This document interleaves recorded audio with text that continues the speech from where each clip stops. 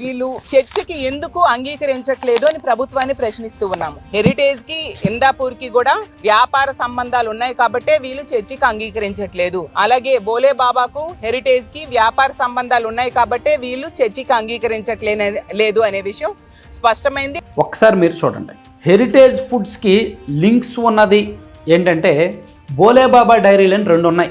ఒకటి Bhole Baba milk food industries అనేది ఒక dairy. Bholebaba milk food industries ధోల్పూర్లో ఉంటుంది, ప్రైవేట్ లిమిటెడ్ కంపెనీ. ఇది owned by Krishnamurali Lal Agarwal and Tarun Agarwal, Govind Agarwal, based on Rajasthan, New Delhi ఆ ప్రాంతంలో వీళ్ళు ఉంటారు. అంటే ఇది ఈ డైరీ పేరు Bholebaba milk food industries private limited అనమాట. వీళ్ళతో హెరిటేజ్ వాళ్ళకు లింక్స్ ఉన్నాయి. కానీ ఈ టీటీడీ కల్తీ నెయ్యి సరఫరా ఉందే, దానిలో ఇన్వాల్వ్ అయ్యి ఉన్నది బోలేబాబా ఆర్గానిక్ మిల్క్ లిమిటెడ్.